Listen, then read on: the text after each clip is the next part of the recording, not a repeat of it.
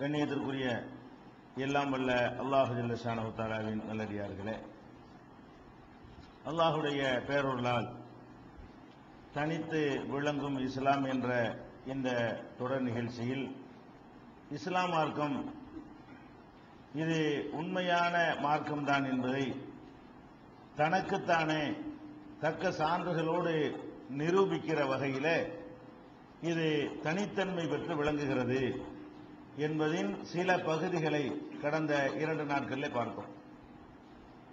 முதலாவதாக இந்த மார்க்கத்தை யார் நமக்கு அறிமுகம் செய்தார்களோ அந்த நபிகள் நாயகம் ஸல்லல்லாஹு அலைஹி வஸல்லம் அவர்களையே இறைவன் முன்னிறுத்தி அவர்களையே உண்மை என்பதற்கு ஆதாரமாக காட்டி நிரூபித்ததை முதல் நாளிலே பார்த்தோம்.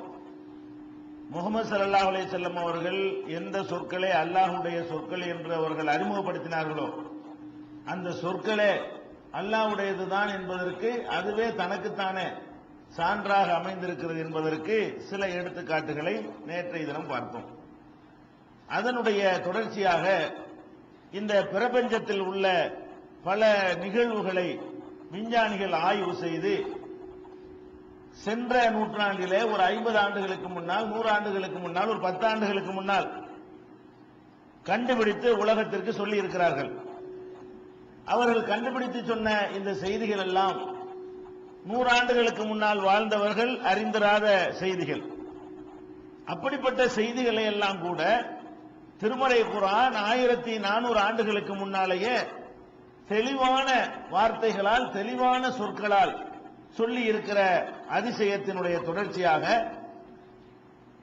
இன்றைய தினம் கடல்களை பற்றி, உலகத்தில் நிலப்பரப்பு இருக்கிறது, நீர்ப்பரப்பு இருக்கிறது. இந்த நீர்ப்பரப்பு பெரும்பாலும் கடலாக இருக்கிறது நம்ம பார்க்கிறோம்.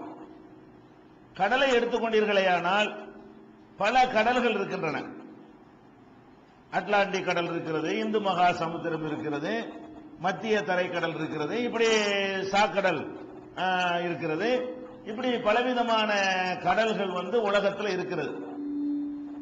இந்த கடல்களை எடுத்துக்கொண்டீர்களேயானால் சில நேரங்களில் ஒரு கடலும் அடுத்த கடலும் பக்கத்து பக்கத்தில் சேர்ந்த மாதிரியே இருக்கும்.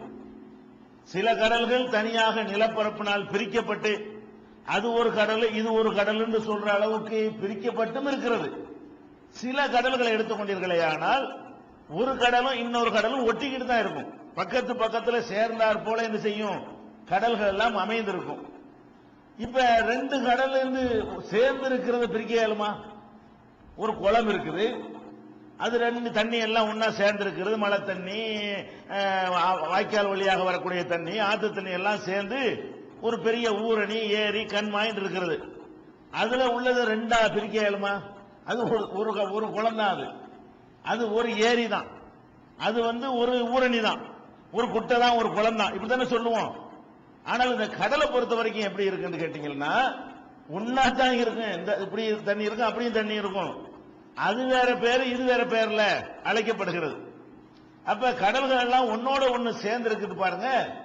இதை பற்றி மனிதர்கள் ஒரு 1300 ஆண்டுகளாக, 100 வருஷத்துக்கு முன்னாடி வரைக்கும் அறிந்திருக்கவில்லை. இந்த ஒரு நூற்றாண்டாகத்தான் கடல் சம்பந்தமாக நிறைய ஆராய்ச்சி பண்ணி ஆய்வு செய்து அவங்க சில உண்மைகளை கண்டறிந்திருக்கிறாங்க. இப்ப கண்டுபிடிச்சிருக்கிறாங்க. அவங்க என்ன கண்டுபிடிச்சிருக்கிறாங்கன்னு கேட்டா, கடல்கள் 2 கடல் ஒன்னா சேர்ந்திருக்குன்னு வைங்களேன்.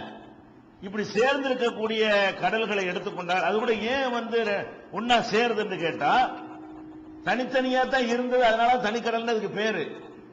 ஒவ்வொரு காலகட்டத்தில் ஏற்பட்ட பூகம்பங்களின் காரணமாக இந்த கடல் அங்க, இந்த கடல் இங்க, நடுவுல நிலம் இருக்குதுல, ஒரு பூகம்பம் ஏற்பட்டு என்னவாயிரும் கேட்டா நிலம் அரிசிட்டு போயிடும், ஒன்னா சேர்ந்துடும்.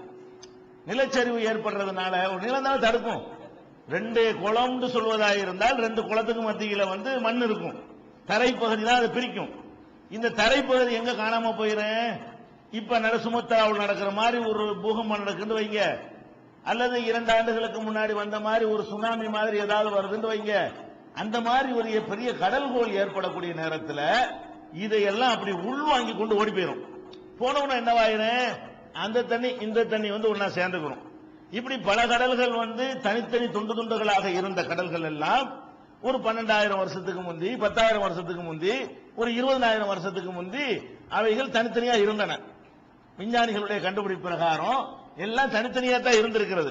அப்ப இந்த பூகம்பங்கள் அடிக்கடி ஏற்படக்கூடிய நேரங்கள் என்ன ஆகுதுன்னு கேட்டா, தனித்தனியா இருக்கிற ரெண்டையும் பிரித்து காட்டக்கூடிய நிலப்பரப்ப அது விழுங்கிறது. விழுங்கணும்னு என்னவாயிரு, அந்த தண்ணி இந்த தண்ணி வந்து ஒன்னா சேர்ந்துக்கிறது. சேர்ந்தாலும் அந்த பேரை அப்படியே அவங்க சொல்லிட்டு இருக்காங்க. கண்டுபிடிச்ச ஆராய்ச்சியில சொல்றது இல்ல. அத கருங்கடல் சொல்லலாம், கருங்கடல் சொல்லிட்டு இருக்கிறான். இது மத்திய தர கடல் சொல்லிட்டு இருக்கிறான். நடுவுல பூமி இருந்துச்சு பாருங்க, அது அரிக்கப்பட்ட உடனேயும் கூட இத கருங்கடல் அதை இது செய்யறான். ரெண்டுக்கு வித்தியாசம் இருக்குன்னு அவன் கண்டுபிடிக்கல. ரெண்டு பேரை சூட்டி கொண்டே இருந்துட்டான். அந்த மாதிரியாக ஒரு காலத்தில் நீங்க எடுத்துக்கிட்டீங்களா, இப்ப இலங்கை இருக்கிறது. இலங்கை வந்து நம்ம நாட்டில் உள்ள ஒரு பகுதியா இருந்தது. இலங்கை என்பது தமிழ்நாட்டில் ஒரு பகுதியாகத்தான் ஆதி காலத்தில் இருந்தது. நடந்தே போயிடலாம். அந்த மாதிரி பிரிக்கப்படாம இருக்கும் என்று சொன்னால் கார்லயே பஸ்ல என்ன செய்யலாம், இலங்கைக்கு போயிட முடியும். ஒரு இந்த மாதிரியான ஒரு சுனாமி மாதிரியான ஏதோ ஒரு பிரச்சனை ஏற்பட்ட பொழுது நம்ம ரெண்டுக்கு மத்தியில் உள்ள கொஞ்சம் நிலத்தை அரிச்சிருச்சு.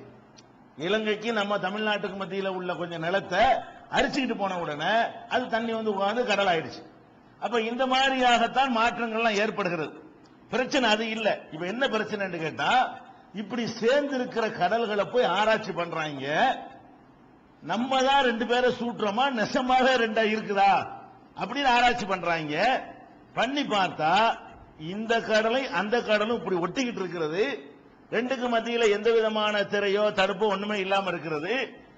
கடல் வந்து குளம் மாதிரி அமைதியா இருக்காது. கடல்ங்கிறது எப்போதுமே ஆர்ப்பரித்துக்கிட்டு வேற இருக்கும், குளிக்கிட்டே இருக்கும், கலங்கிக்கிட்டே இருக்கும், அலை அடிச்சுட்டு இருக்குதுல. அதாவது ரெண்டும் ஒன்னா சேர்வதற்குரிய வேலைகள் ஒவ்வொரு வினாடியும் நடக்கிறது. இந்த கடல் இப்படி இருக்கு, இந்த கடல் இப்படி இருக்குன்னா அப்படி நின்ற போறது இல்ல. அப்படி ஆடாம காத்து படாம நின்றா கூட இதுவும் அதுவும் அங்க போய் ஜாயிண்ட் ஆகாதுன்னு சொல்லலாம். கடல் எப்படி இருக்கும், ஒரு குளம் மாதிரி ஊரணி மாதிரிலாம் இருக்காது தானே. அப்ப கடல்ல ஒரு காத்து வேகமா அடிக்கிற காரணத்தினால பயங்கரமான அலைகள் ஏற்பட்டு, அலை வந்து சீற்றமுடைய அலைகள், பனைமர உயரத்திற்குரிய அலைகள் எல்லாம் கூட கடல்ல என்ன செய்யும், எழும்பும். அந்த மாதிரியான அலைகள் எல்லாம் வரக்கூடிய நேரத்தில் கண்டிப்பா ரெண்டு மிக்ஸ் ஆயிருமா இல்லையா? இவங்க ஆய்வு பண்ணி என்ன சொல்றாங்க என்று கேட்டா, மிக்ஸ் ஆக மாட்டேங்குது. ரெண்டு என்னதான் போட்டு கலந்தாலும் அலை அடிச்சாலும் எத்தனை ஆண்டுகள் கடந்து போனாலும் இந்த கருங்கடல்ல உள்ள தண்ணி எடுத்துக்கொண்டே நம்ம சோதனைக்கு உட்படுத்தினால், மத்திய தரைக்கடலுடைய தண்ணி எடுத்துக்கொண்டே சோதனைக்கு உட்படுத்தினால் அதனுடைய நிறத்திலே வேறுபாடு இருக்கிறது, ஒட்டிக்கிட்டு தான் இருக்கிறது. உப்புடைய அளவுல வேறுபாடு இருக்கிறது. அந்த கதகதப்பு அதனுடைய குளிர்மை இருக்குதுல, அது இது கொஞ்சம் சூடா இருக்கு, அது கொஞ்சம் சூடு. டெம்பரேச்சர்ல ரெண்டு பக்கத்து பக்கத்தில் இருக்கிறது, ஒரே காத்து ஒரே சூரியன். ஆனா இதனுடைய டெம்பரேச்சர் வேறையா இருக்கிறது. அதனுடைய அந்த வெப்பத்தினுடைய அளவு இருக்குல்ல, இது கொஞ்சம் சூடா கதகதன் இருக்குது. அது கொஞ்சம் ஒரு ஜில்லுங்கிற மாதிரி, அது ஒரு மாதிரியா இருக்கிறது. அதுல வித்தியாசம் இருக்கிறது. அப்ப அதனுடைய அடர்த்தி இருக்குல்ல, டென்சிட்டி, அதுல கூட என்ன இருக்குது, வித்தியாசம் இருக்குன்னு எடுத்துட்டு போய் சோதனை பண்ணி பார்த்துட்டு என்னன்னு தெரியல, ஆனா என்னமோ ஒண்ணு இருக்குது, தடை இருக்குது, தடுத்து கொண்டு இருக்குன்னு சொல்றான். எங்கெங்க எல்லாம் இந்த மாதிரி ஆய்வு பண்ணி இருக்கிறாங்கன்னு எடுத்துக்கிட்டீங்கன்னா, இப்ப மத்திய தரைக்கடலும் கருங்கடலும் இருக்கிறது. அது ரெண்டும் ஒன்னாகத்தான் ஒரு காலத்துல ரெண்டும் நிலப்பரப்பினால் பிரிக்கப்பட்டு இருந்தது. 12,000 வருஷத்துக்கு முன்னாடி ஏற்பட்ட ஒரு பூகம்பத்தின் காரணமாகத்தான் அந்த நிலம் உள்வாங்கப்பட்டவன ரெண்டு கடலும் ஒன்னாகி போச்சு.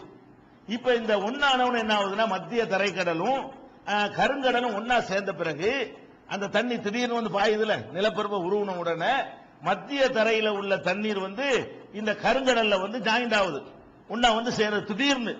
திடீர்னு வந்து அந்த மோதன வேகத்துல கருங்கடலில் இருந்த மீன்கள் எல்லாம் அந்த தண்ணீருக்கு மாறின உடனே அந்த இடத்துல மாறின உடனே மீன்கள் செத்துருச்சு. காரணம் என்னன்னு கேட்டா, இதுல உள்ள வெதுவெதுப்பும் இதுல உள்ள உப்பு தன்மை அதிகமா இருந்ததுனால அந்த கருங்கடலிலே வாழ்ந்து பழக்கப்பட்ட மீன்களுக்கு